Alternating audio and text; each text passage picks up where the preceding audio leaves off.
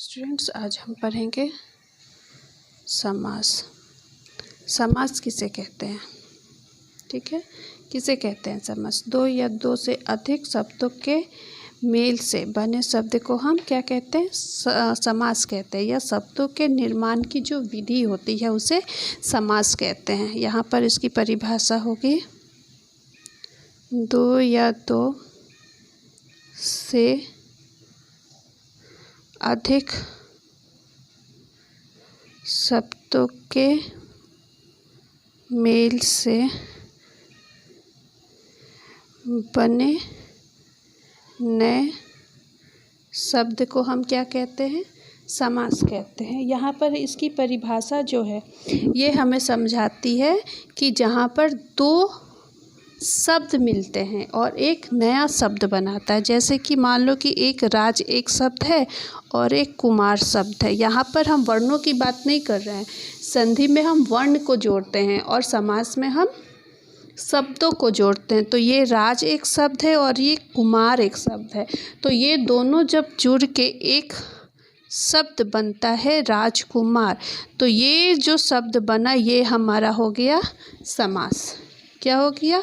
समास। ठीक है, समास की परिभाषा या समास का भेद जानने से पहले हम जानेंगे कि समास में होता क्या क्या है।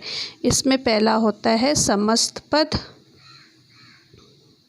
समस्त पद मतलब राजकुमार। ठीक है, उसके बाद आपका होता है, एक होता है समास पद का, पहला होता है पूर्व पद, फिर होता है उत्तर पद और फिर होता है समास विग्रह।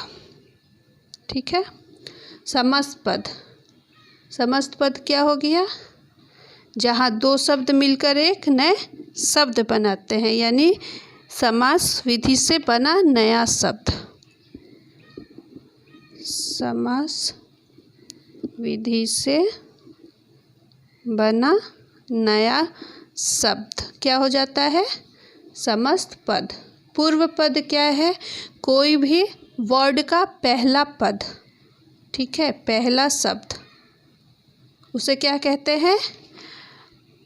पूर्व पद या प्रथम पद। और दूसरा क्या है? उत्तर पद। उत्तर पद का मतलब है दूसरा शब्द, जो शब्द के बाद में लगता है उसे हम कहते हैं दूसरा पद। और समास विग्रह क्या है? समस्त पद का विस्तृत रूप, यानी विस्तार करके जो लिखते हैं। जैसे कि समस्त पद का विस्तृत रूप, ठीक है, जिसे हम क्या करते हैं? विस्तार करके लिखते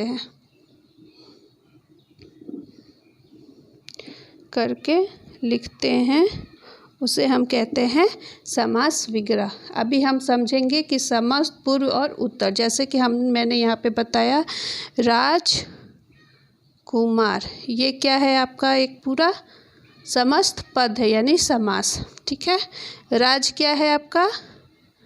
पूर्व पद। और कुमार क्या है? दूसरा पद। ठीक है, और ये जो दो शब्द मिलके बने हैं ये क्या है हमारा? समस्त पद। तो यहाँ पर हमें समस्त पद दिख गया, पूर्व पद दिख गया और उत्तर पद दिख गया। अब है समास विग्रह। समास विग्रह हम कैसे करेंगे? जब हम इसको तोड़ते हैं, यानी कि राजकुमार को हम कैसे लिखेंगे? राजा का कुमार या फिर राजा का बेटा। ये क्या हो गया? ये जो हमने विग्रह किया ये हो गया समास विग्रह। हो गया?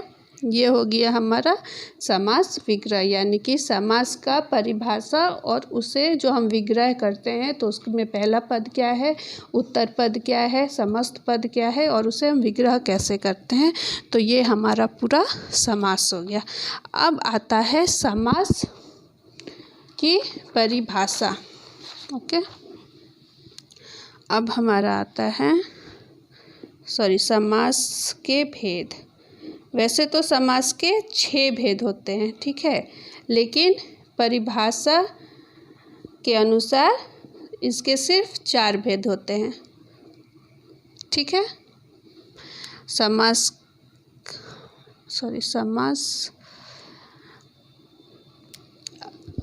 इसे हम जो हमारा 2 परिभाषा है वो हमारे चौथे परिभाषा यानी इसका जो 3 भेद होते हैं उनकी जो परिभाषा होती है वो एक ही होती है, इसीलिए इसे हम सिर्फ 4 कहते हैं।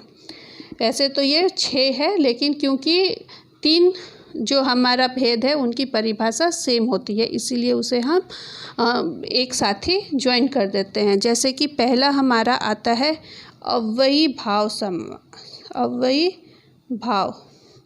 समास, ठीक है। दूसरा आता है द्वंद्व समास। तीसरा आता है बहुव्रीहि समास और चौथा आता है हमारा तत्पुरुष समास। ये जो तत्पुरुष समास है इसी का उदाहरण 2 और आते हैं। एक होता है कर्मधारय और एक होता है द्विगु समास, ठीक है। अव्ययी भाव समास, इससे कैसे पहचानेंगे?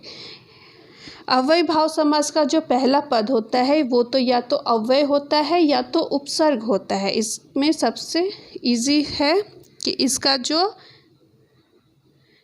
पहला पद होता है वो क्या होता है, या तो अव्ययी होता है या फिर अव्यय होता है या फिर उपसर्ग होता है। जैसे आजन्म, आजन्म में आ जो है वो क्या है, उपसर्ग है, ठीक है। या फिर आप ले लो प्रतिदिन, प्रतिदिन में प्रति क्या है, उपसर्ग है।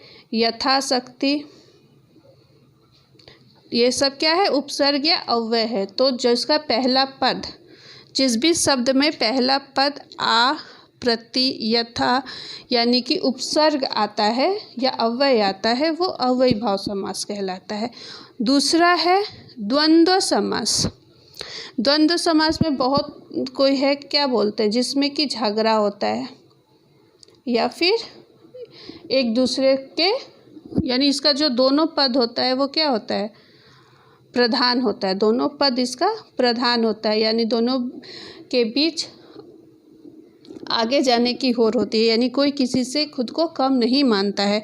या फिर बहुत कोई ऐसा मानता है कि जिसके बीच में एक योजक चिन्ह होता है। हाँ, जैसे कि माता पिता, दिन रात, ठीक है, धन लाभ, तो इसके बीच में क्या है, योजक चिन्ह है। तो हम तो ये समझ सकते हैं कि जिसके बीच में योजक चिन्ह होता है वो द्वंद्व समास होता है। लेकिन कितना बार आपको ऐसा भी कुछ शब्द देगा जिसके बीच में योजक चिन्ह नहीं होता है। मान लो जैसे कि दे दिया देवासुर, देवासुर के बीच में कोई योजक चिन्ह नहीं है, लेकिन इसको जब हम समास विग्रह करेंगे तो ये हो जाएगा देव और असुर। देव और असुर यानी कि देव और असुर या तो एक दूसरे के दुश्मन होंगे या एक दूसरे के क्या होंगे, विलोम होंगे। तो यहाँ पर जो एक दूसरे का विलोम होता है वो द्वंद्व समास कहलाता है, ठीक है। अभी होता है तीसरा समास, ओके। अभी आता है हमारा तीसरा समास।